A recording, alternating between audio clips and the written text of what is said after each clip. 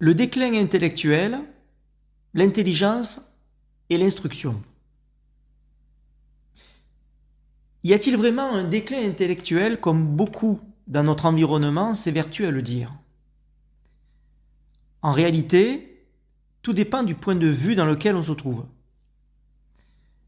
Tout d'abord, si l'on parle de déclin, cela signifie qu'il y a eu, à un moment donné, un niveau intellectuel plus élevé, et que ce niveau a tendance à baisser de manière significative. D'où l'idée de déclin. Si l'on parle de déclin intellectuel sans préciser de date, cela suppose donc que nous faisons référence à la période actuelle, dans notre environnement géographique. Mais est-ce une réalité? Le niveau intellectuel des individus en France, en Europe et dans le monde est-il en décroissance? Et là, une petite explication s'impose. Pour cet exposé, je vais devoir vous faire voyager dans le temps avec quelques exemples, afin que vous puissiez assimiler l'évolution intellectuelle de l'homme. Tout d'abord, être un intellectuel est avant tout un état d'esprit, une disposition à la réflexion, à la curiosité et à sa remise en question. Être considéré comme un intellectuel ne dépend pas uniquement d'un diplôme ou d'un niveau d'éducation, mais plutôt d'un mode de pensée et d'un rapport au savoir. Cet état d'esprit s'étoffe tout au long de sa vie, évoluant au gré des expériences, des conférences éventuelles et des interactions avec les autres. Aussi, chacun développe son intelligence et sa culture à différents niveaux, en fonction de ses intérêts, de ses capacités et de son engagement dans cette quête de connaissance. Tout individu qui cultive la pensée critique, la curiosité et le dialogue peut être considéré comme un intellectuel à sa manière. Un intellectuel chevronné se caractérise en 5 points. En 1, il a un goût pour la réflexion et l'analyse. Il aime comprendre, questionner et approfondir les idées. En 2, il a une curiosité et une soif de culture générale. Il s'intéresse à des sujets variés comme la philosophie, la science, l'histoire et la politique entre autres. En 3, il a une capacité à argumenter et à débattre. Il aime échanger des idées et confondre des points de vue. En 4, par la production de la transmission du savoir, il écrit, enseigne et influence la pensée des autres. Et en 5, il a une capacité à prendre un recul critique. Il ne se contente pas d'accepter les idées toutes faites, mais les remet en question. Il n'existe pas de seuil précis définissant le moment où l'on devient un intellectuel, car nous le sommes pratiquement tous naturellement à des degrés différents. Il suffit de savoir lire et écrire, défendre un minimum ses idées, et vous êtes déjà dans une démarche intellectuelle. Si vous êtes une personne qui lit, s'informe, réfléchit, analyse et débat sur différents sujets, entre amis ou en famille, alors vous êtes déjà un intellectuel. Cependant, certains aiment croire qu'ils le sont plus que d'autres et que le privilège d'être appelé intellectuel devrait être réservé aux grands philosophes ou aux personnes très instruites et financièrement aisées, ce qui est faux. Être un intellectuel est un état d'esprit. On l'est parce qu'on se considère l'être et chacun à son niveau. En réalité, tout dépend des préférences cognitives que l'on choisit inconsciemment. Certaines personnes sont plus tournées vers l'émotion, l'action, la sensation ou l'intuition. Elles peuvent alors être très intelligentes, mais pas intellectuelles, au sens habituel. Par exemple, un artisan très habile, un sportif de haut niveau, un musicien autodidacte, un chef de chantier ou une mère attentive peut penser profondément à agir avec sagesse sans jamais s'identifier à un intellectuel. Cependant, personne n'est dépourvu de capacité intellectuelle. Mais tout le monde n'utilise pas cette capacité de la même manière, ni dans les mêmes domaines. Nous pouvons être des non-intellectuels par goût, par culture ou par expérience, tout en étant capables de penser, d'apprendre et de comprendre. D'ailleurs, il n'existe pas de véritable antonyme du mot intellectuel, car cette notion dépend d'un réel contexte. Par exemple, pour quelqu'un qui privilégie l'intelligence et la réflexion, le contraire serait anti-intellectuel, ignorant, inculte ou superficiel. Mais pour désigner une personne tournée vers l'action plutôt que la réflexion, on parlerait plutôt de quelqu'un de pragmatique, manuel ou terre-à-terre. Ainsi, chacun à son niveau personnel est un intellectuel plus ou moins expressif ou en devenir. Alors, de quoi dépend le développement intellectuel ? Un peu comme une voiture a besoin d'énergie pour fonctionner, un intellectuel a besoin d'information. C'est sa principale énergie. Sans information, il n'a pas suffisamment de matière pour développer ses sujets. Mais comme souvent, même en partant de rien, un intellectuel mettra son intelligence en action pour inventer, pour imaginer. Depuis toujours, l'homme a cherché à innover pour se faciliter la vie. Il a cette faculté d'inventer des outils et des instruments pour l'épauler ou le remplacer dans les tâches qu'il accomplissait autrefois à la main. Dans les usines, pour les corvées répétitives, les calculs mathématiques, les déplacements via divers moyens de transport, l'informatique, la médecine ou encore l'exploration de l'univers. Dans tous les domaines, l'homme s'investit sans limite. Pourtant, d'une curiosité, d'un questionnement et d'une volonté insatiable de comprendre, il comprend naturellement ses lacunes en apprenant encore et encore. Bien sûr, certains plus que d'autres, selon leur passion et leur motivation. Mais depuis des millénaires, l'effort cérébral de certains est majoritairement partagé pour faciliter la vie de tous. Alors, sommes-nous aujourd'hui intellectuellement ou cérébralement moins développés qu'auparavant ? Depuis l'invention de la mémoire informatique et la démocratisation du partage des connaissances via les réseaux sociaux, les tutoriels en ligne, notamment sur YouTube, Instagram, Facebook et autres, l'homme s'autocultive comme jamais auparavant. Grâce à cette diffusion de l'information, où que vous soyez sur la planète, si vous avez un accès Internet et si votre pays n'est pas bridé par un régime politique autoritaire, vous avez accès à une source de connaissances diversifiée et pratiquement inépuisable. Avant l'apparition de la télévision et même de la radio, l'homme était centré sur lui-même.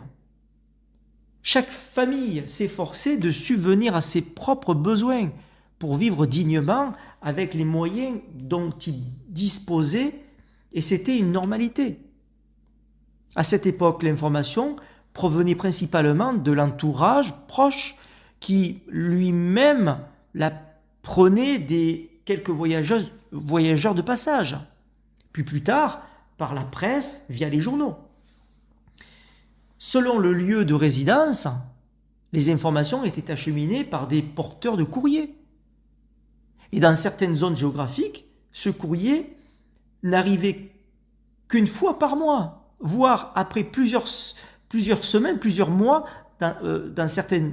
pour certaines îles éloignées. L'invention du télégraphe fut une petite révolution aussi. Grâce à ce mécanisme, l'information a pu voyager à travers un fil via les impulsions électriques, puis par la radio, et dès lors, l'information est devenue pratiquement instantanée et accessible aux navires en haute mer par la voie des ondes. Par la suite, avec le déploiement des réseaux électriques, le téléphone filaire a suivi, permettant à la population de se rapprocher. Ainsi, les familles, les amis, mais aussi les relations diplomatiques, professionnelles et commerciales ont pu être entretenues au bénéfice de tous.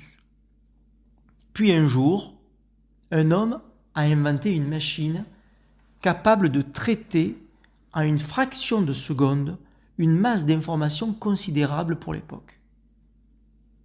Puis cette machine a été compactée, rendue accessible à tous, et elle est devenue un outil indispensable à travers toute la planète.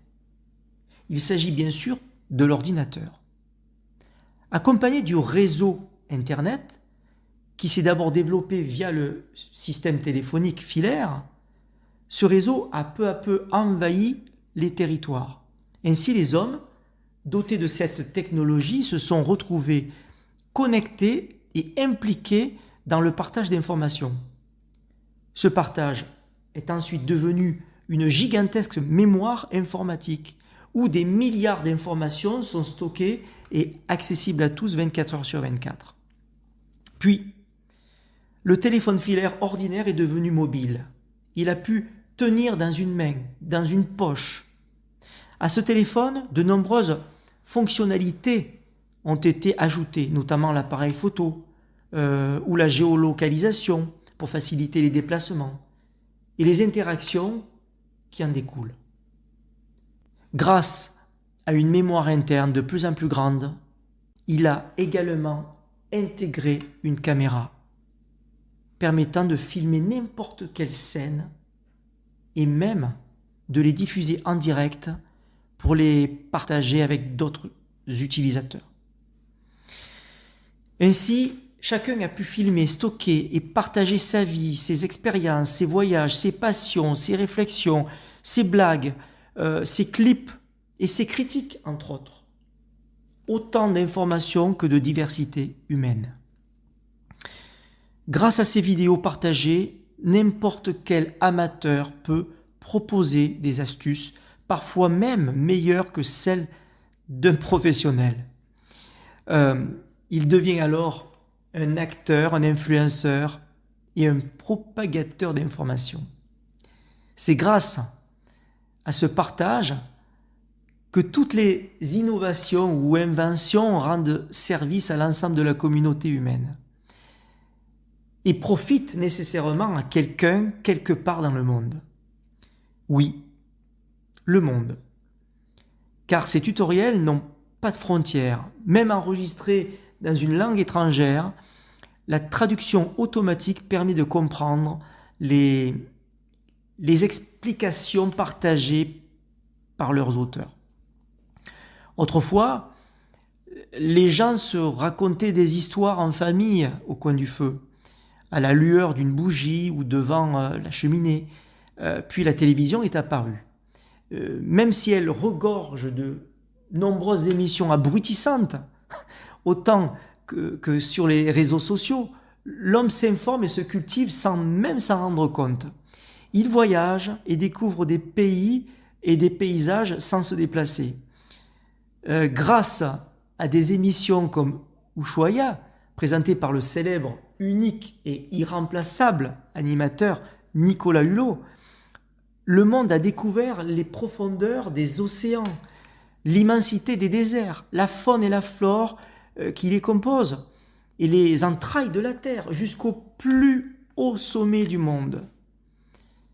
Grâce à ces différents partages, l'homme a appris, l'homme a compris qui il est, d'où il vient et comment il fonctionne. jusque dans les plus petites des cellules qui le composent. Pour approfondir ces connaissances, pour se cultiver et s'enrichir intellectuellement, jamais auparavant nous n'avons eu accès à une telle masse de ressources diversifiées. La télévision a certainement créé des addicts à la fiction et aux histoires imaginaires destinées au divertissement. Mais avec de nombreuses émissions et reportages de qualité, l'accès à ces contenus partagés a surtout contribué à cultiver un nombre invraisemblable de personnes qui, sans cette simplicité d'accès, ne se seraient jamais intéressées au savoir avec une telle rapidité. Grâce à la technologie, l'homme apprend de plus en plus, il se cultive de plus en plus. Depuis l'apparition des téléphones portables et grâce aux ondes satellites, l'information atteint même les lieux les plus reculés d'Afrique. Et tant qu'il y aura de l'électricité, cette information continue d'instruire l'homme curieux d'apprendre, l'homme assoiffé de connaissances. Ainsi, sans se déplacer, il connaît le mode de vie des pays voisins et même lointains, à condition que l'information relayée par les médias ne soit ni manipulée ni travestie. Cette technologie permet également de se promener virtuellement dans les rues des grandes villes du monde, notamment grâce à Google Earth. Et même s'il habite au fin fond de l'Amazonie, dans le froid glacial du Groenland, ou dans un petit village reculé du désert du Sahara, la connexion lui permet de communiquer, de ne pas être isolé, et encore une fois de se cultiver et d'apprendre tout ce qu'il y a à savoir, à condition qu'il ait un minimum appris à lire. Ce qui n'est pas toujours le cas dans certaines régions reculées d'Afrique et d'Asie. Malgré de nombreux idiots qui racontent n'importe quoi pour se rendre intéressants, des escrocs qui devraient être poursuivis et des esprits simples qui recherchent à manipuler les plus vulnérables, la réalité est que majoritairement, l'homme est aujourd'hui bien plus cultivé qu'auparavant. À l'échelle mondiale, par la volonté de se cultiver sans retenue, globalement, l'homme est un pur intellectuel. Mais il est vrai aussi que les jeunes générations des pays favorisés donnent une toute autre analyse. Dans les pays développés, de nombreux adolescents deviennent addicts aux réseaux sociaux. Progressivement, ils en deviennent obnubilés. C'est leur première liberté face au monde, loin du contrôle parental, quitte à perdre le sommeil. Cette faculté d'être connecté au monde, de montrer ou de démontrer qu'ils sont ou qui ils veulent être, nuit profondément à leur santé cérébrale et mentale. Ainsi, la perte de sommeil dégrade le développement de leurs cellules cérébrales. En d'autres termes, cela contribue à la création de troubles neurodégénératifs et à un dysfonctionnement cognitif. Pour simplifier, à la dégradation de leurs neurones. Nous pourrions ne pas dramatiser si ces addictions n'étaient que provisoires. Or, jouer à des jeux abrutissants, de visionner des vidéos plus ou moins issues du réel, plus ou moins rigolotes, une partie de leur nuit, au moindre moment de temps libre, en s'isolant, ou de discuter de banalités de manière répétée avec des amis durant plusieurs semaines, voire des mois, fait plus de mal que de bien. Et le niveau intellectuel baisse inexorablement. Les enfants qui ne sont pas correctement encadrés par leurs parents entreront peu à peu dans une spirale. Si c'est le cas, la concentration en journée devient plus difficile et leur niveau scolaire va en pâtir. C'est dans ce contexte que certains s'autorisent à dire qu'il y a un déclin intellectuel dans nos sociétés. En réalité, ce ressenti n'est pas irréversible, car chaque individu peut, s'il le veut, vraiment se reprendre en main. Cependant, il est vrai que pour une portion de la population, ce déclin intellectuel contribue à l'augmentation de la violence dans la société, notamment dans les quartiers défavorisés, situés au cœur de toutes nos grandes villes et dans tous les pays développés. Plusieurs facteurs concomitants en sont la cause. Premièrement, la période du Covid-19 a assurément joué un rôle dans cette équation. Deuxièmement, la banalisation de la violence intégrée dans les films et séries où les armes, le sang et les crimes deviennent une normalité. Troisièmement, la médiocrité de certains médias idéologiques influencés par des mécènes et des subventions qui ne reflètent pas toujours la réalité. Et quatrièmement, l'immigration de populations ayant des niveaux d'éducation et d'instruction différents, dont certains arrivent avec une idéologie souvent liée à des croyances inadaptées à leur nouvel environnement, peuplé de personnes ayant une culture différente, entre autres. Dans tous ces cas, la responsabilité première revient aux parents, car leurs enfants deviendront les adultes de demain. Mais de manière plus générale, elle incombe aussi à nos politiques, qui considèrent que le citoyen n'est qu'un tas de viande avec un cerveau gérable et manipulable. Ainsi, les jeunes mal encadrés par leurs parents, évoluant dans un environnement intellectuel limité, ne deviendront pas nécessairement des idiots, non, car ils restent intelligents en eux. Mais tant qu'ils ne feront pas l'effort de se cultiver et de s'instruire, ils resteront ignorants, incultes et superficiels. Dans ce contexte, il faut comprendre que le quotient intellectuel, QI, d'une personne est un élément à prendre en compte dans sa capacité intellectuelle personnelle. Toutefois, établie par différents tests, cette évaluation ne présente qu'une mesure de ses aptitudes à un instant T. Bien que cette mesure soit un indicateur du développement intellectuel à une période de sa vie, il n'est pas un facteur déterminant de réussite ou de bonheur. Quelle que soit la région ou le continent de naissance d'un individu, nous avons tous à l'origine un même potentiel. La différence se fait surtout par l'instruction et l'apprentissage au fil des années. D'ailleurs, j'en profite pour vous présenter une série de livres intitulés « Ne me croyez pas » que j'ai écrite spécialement pour vous.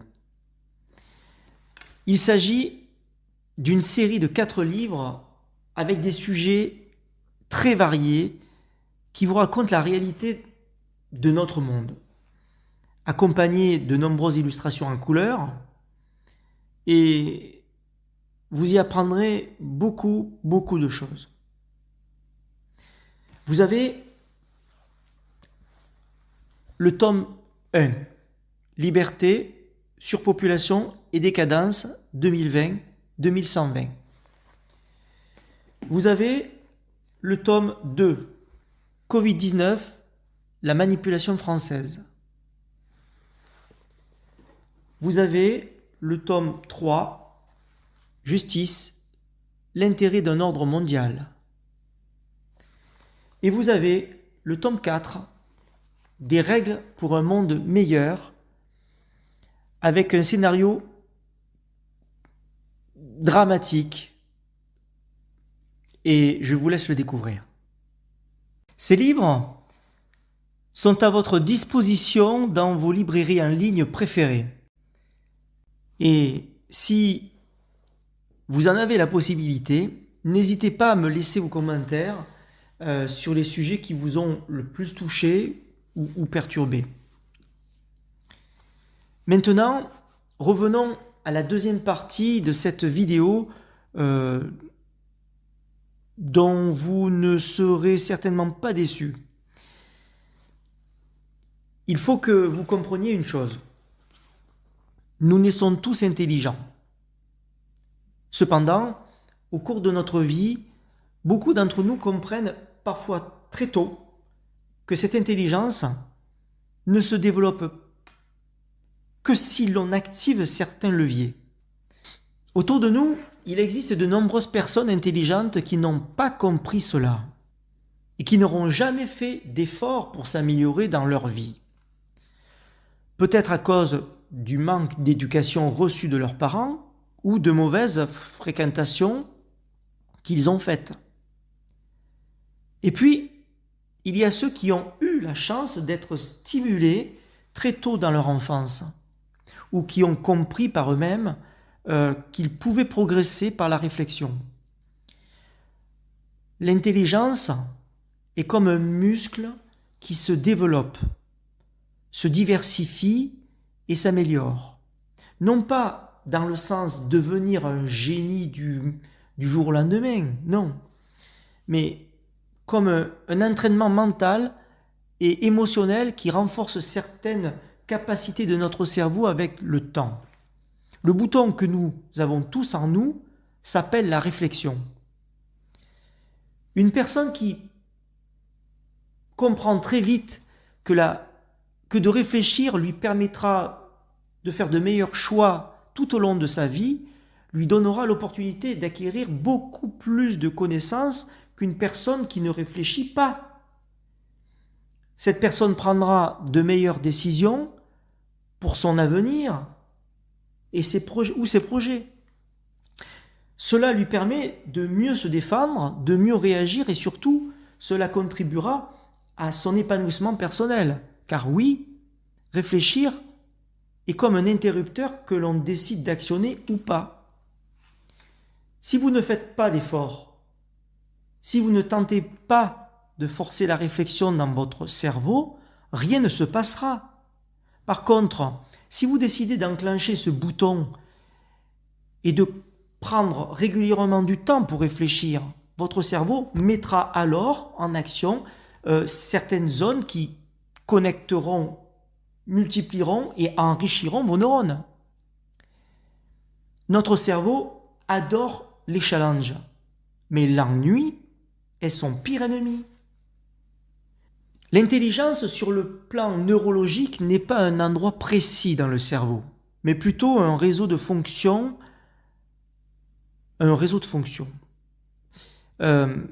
C'est la capacité du cerveau à traiter, relier, stocker et utiliser l'information. Elle repose sur une plasticité cérébrale, c'est-à-dire la faculté du cerveau à changer sa structure et son fonctionnement selon l'expérience. L'intelligence, c'est donc la qualité et la souplesse de ces réseaux neuronaux. On a longtemps cru qu'il y avait qu'un seul coefficient intellectuel pour mesurer l'intelligence. Mais aujourd'hui, on reconnaît plusieurs formes, comme la logique mathématique pour résoudre, calculer et structurer, le verbal, linguistique, pour parler, écrire et argumenter, l'émotionnel, pour reconnaître, gérer ses émotions et celles des autres, créative, pour imaginer et inventer, social, pour comprendre les dynamiques humaines, pratique, pour trouver des solutions concrètes, et introspective, pour se comprendre soi-même. Ces types d'intelligence activent différentes zones du cerveau, mais fonctionnent en collaboration. Les neurones, entre parenthèses, les cellules nerveuses sont comme un petit arbre. Un petit arbre. Nous avons le corps du neurone qui en est le tronc, les dendrites qui reçoivent les informations qui en sont les branches, et l'axone qui envoie l'information à d'autres neurones qui est comme une longue racine. Le développement neuronal passe par deux grandes phases. La première, c'est la neurogénèse, surtout dans l'enfance, qui fabrique de nouveaux neurones, surtout dans l'hippocampe, qui est la zone clé pour la mémoire. Et une fois atteint l'âge adulte, la production des neurones est plus lente. La deuxième, c'est la synaptogénèse et plasticité synaptique, qui s'active tout au long de la vie, fabriquant des neurones et crée des connexions appelées synapses. Plus une connexion est utilisée et plus elle se renforce. Les neurones s'activent ensemble et se lient ensemble. Ce qui stimule le développement des neurones est d'apprendre quelque chose de nouveau. Avoir une curiosité active, comme explorer, questionner et créer, ou encore faire des exercices physiques réguliers. Avoir une alimentation équilibrée et consommant des oméga 3 et des antioxydants par exemple. Et bien sûr, avoir un sommeil réparateur, avoir une sociabilisation avec les gens qui stimule énormément le cerveau. Et faire aussi de la méditation, car cela améliore la densité de matière grise dans certaines zones du cerveau.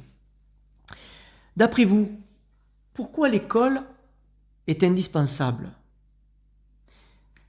L'école est indispensable pour vous instruire, pour apprendre à vivre en société, pour vous cultiver, mais aussi pour développer une intelligence, votre intelligence. Il est certain que de réfléchir demande des efforts cérébraux. Et bien sûr, réfléchir toute la journée sur des sujets complexes donne parfois mal à la tête. Mais si vous menez régulièrement une réflexion sur le monde, la vie, sur vous-même, sur la technologie ou autre, selon vos passions, si vous diversifiez vos sujets et si vous entretenez une bonne hygiène de vie, vous aurez alors le discernement nécessaire pour allier l'intelligence et l'instruction. Peut-on reprogrammer nos habitudes mentales et espérer avoir une meilleure intelligence ?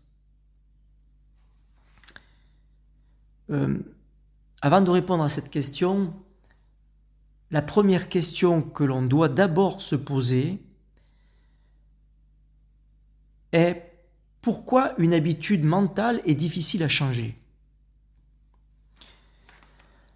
Eh bien parce que notre cerveau est fait pour économiser de l'énergie.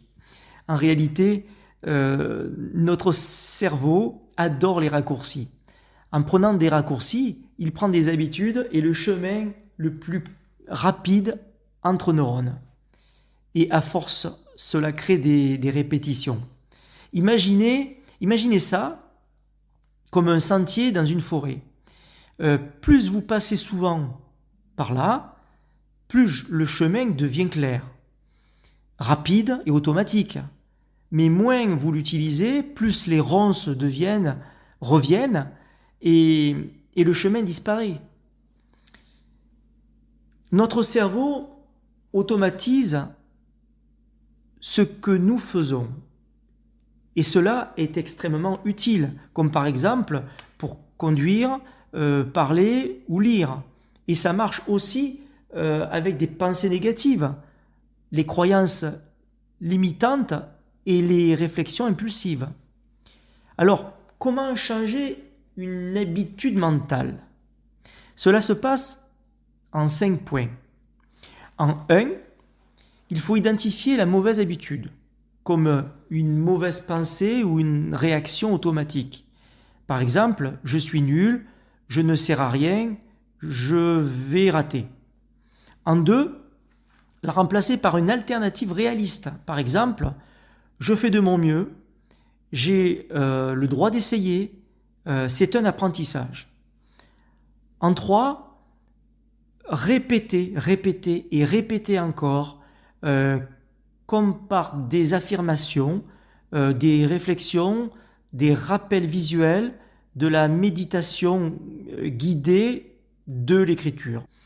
En 4, la renforcer par l'émotion, car le cerveau encode mieux ce qui est émotionnellement chargé, et pour remplacer les pensées avec conviction, il est indispensable d'être sincère. Et en 5, créer un environnement adéquat, éviter les expositions aux anciens schémas qui déclenchent la mauvaise habitude et créent plus d'exposition à ce qui nourrit la nouvelle. Pour une vraie reprogrammation neuronale, on dit souvent qu'il faut 21 jours. Mais en réalité, il faut 6 à 8 semaines en pratique régulière et parfois même 3 mois pour des automatismes ancrés depuis longtemps. Mais la bonne nouvelle, c'est que dès les premiers jours, notre cerveau commence à réagir différemment. Il se reconditionne déjà. Alors, concernant le déclin intellectuel, on peut être intelligent sans nécessairement être un intellectuel chevronné.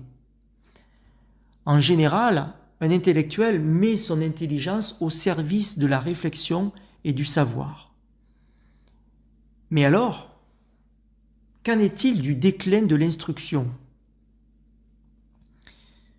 Le déclin intellectuel est-il comparable au déclin de l'instruction ? Le déclin intellectuel et le déclin de l'instruction sont deux phénomènes distincts qui peuvent être liés mais ne sont pas forcément synonymes. Pour le déclin de l'instruction, cela désigne une baisse du niveau général d'éducation, mesurée par la qualité de l'enseignement, l'accès au savoir, la rigueur académique ou encore les résultats scolaires. Si les systèmes éducatifs deviennent moins exigeants ou si l'accès à une instruction de qualité diminue, on peut alors parler d'un déclin de l'instruction. D'une manière ou d'une autre, si l'instruction n'est pas assurée, le niveau d'instruction restera toujours très bas. Et dans ces conditions, le phénomène de déclin est difficilement mesurable. On peut le comparer à d'autres, mais l'on ne peut certainement pas parler d'un déclin d'instruction. Pour le déclin intellectuel, cela renvoie à une diminution des capacités de réflexion, d'analyse critique ou de créativité dans une société. Cela peut être causé par plusieurs facteurs, comme par exemple l'influence des médias de masse, dans lesquels les informations ne sont pas toujours vraies, étayées ou exagérées pour vous faire admettre un cas isolé comme une généralité. Aussi, la consommation passive d'informations, en l'absence d'une recherche dynamique d'un individu, qui va croire tout ce qu'il entend sans aucune vérification personnelle,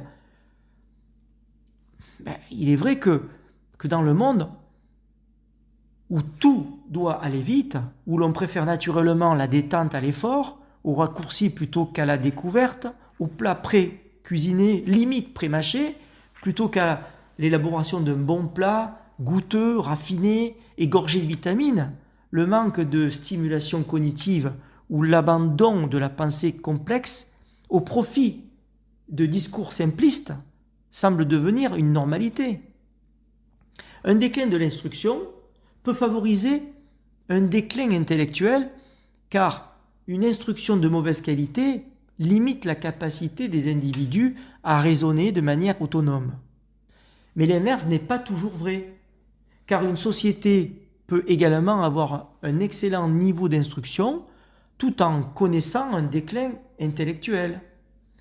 Par exemple, dans le cas où les individus privilégient le divertissement à la réflexion, ou si les idées simplistes et les biais cognitifs dominent le débat public. D'ailleurs, certains partis politiques deviennent maîtres en la matière parce qu'ils s'exposent sans honte. Vous remarquez en direct leur niveau très faible.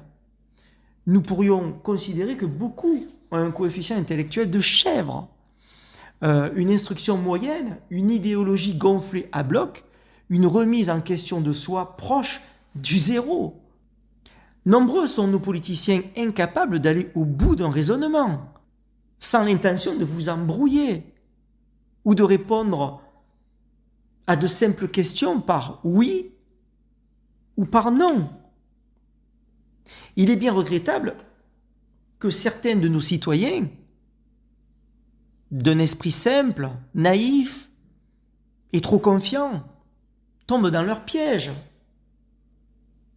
Pour certains groupes politiques, certains citoyens sont alors considérés comme de simples voix pour servir leur ambition personnelle. Bon, pour le QI de chèvre, j'exagère un peu. Mais bon.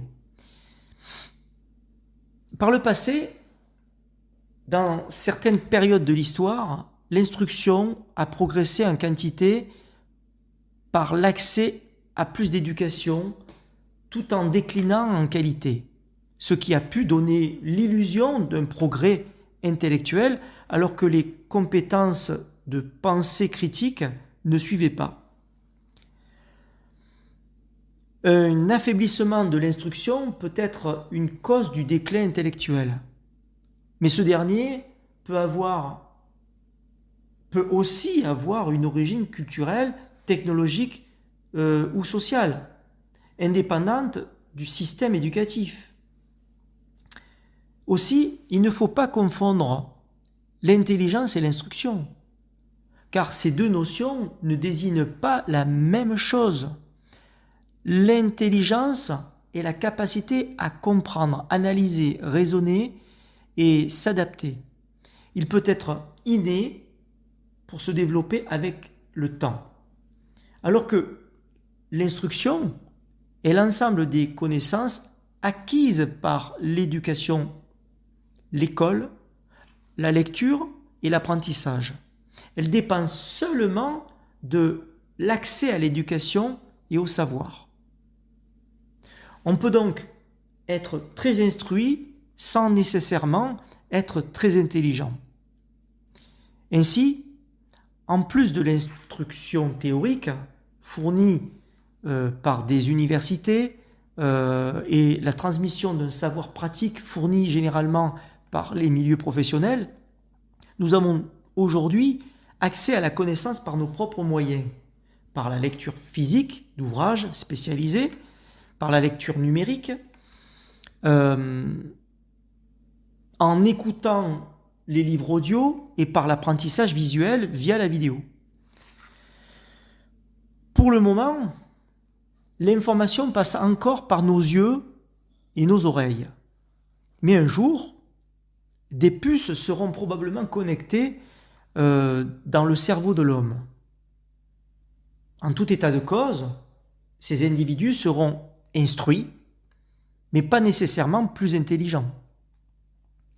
Cependant, le savoir-faire pratique, la dextérité, la finesse ou la délicatesse d'une œuvre ou d'un ouvrage passe encore avec nos mains.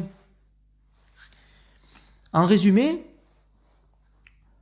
On peut être intelligent sans être très instruit et inversement. Et idéalement, les deux vont ensemble. Dans une génération où la technologie apporte le meilleur à nos sociétés, l'homme est paradoxalement responsable de l'abrutissement de sa descendance. C'est dans ce contexte que dans quelques années, certains d'entre nous auront peut-être l'idée de se faire greffer des puces électroniques dans le cerveau, par facilité, par fainéantise et pour paraître cultivé. Un peu comme un top modèle qui se fait retoucher le corps pour avoir du succès. Seulement, ici, il ne s'agit plus seulement d'apparence ou de silhouette. Avec ces implants, vous aurez réellement la faculté de parler une langue étrangère sans jamais l'avoir apprise. Ceux qui connaîtront votre secret diront de vous que vous êtes augmenté. Et vraisemblablement, si vous avez les moyens, vous pourrez être augmenté au point de posséder plus de connaissances que votre propre professeur. Cependant, seuls les riches pourront en bénéficier. C'est vrai. Pourquoi rendre tout le monde instruit sans effort? Que gagneraient les plus fortunés si l'instruction pouvait s'intégrer dans le cerveau du peuple et pour pas cher? Il y aurait sans doute une concurrence qu'ils ne souhaitent probablement pas voir arriver. Si ces implants deviennent une réalité, sur le moyen terme, l'humanité se divisera en deux catégories. Les riches dotés d'une intelligence augmentée avec plusieurs niveaux d'instruction et les pauvres laissés avec leur nature originelle. À ce moment-là, il faudra probablement être très vigilant, car sans vous en rendre compte, certains riches tenteront toujours d'user de stratégies pour manipuler les plus démunis. Mais seront-ils plus heureux pour autant? En conclusion, n'oublions pas que nous sommes sur Terre pour apprendre et comprendre la vie avec bienveillance, pour vivre des expériences et devenir meilleurs. Quelle que soit la technologie que l'homme invente pour accélérer son ascension intellectuelle, seul le chemin menant au bonheur et à l'épanouissement dans notre environnement et en interaction avec ceux qui nous entourent a réellement de valeur. Être un intellectuel dépend véritablement de vous, car on ne naît pas intellectuel. On le devient, c'est un choix personnel. Vous pouvez être un intellectuel en sommeil, et dans ce cas, personne ne s'en rendra compte. Vous pouvez avoir beaucoup de connaissances, avoir une vision ou une idée sur un ou plusieurs sujets et ne jamais vous impliquer pour en défendre les détails. Aussi, vous pouvez être timide ou introverti, complexé ou paralysé par le trac, ce qui vous empêche de vous exprimer. Il n'en reste pas moins que si vous dépassez ce cap, en ayant confiance en vous et en vos idées, l'intellectuel qui sommeille en vous se réveillera.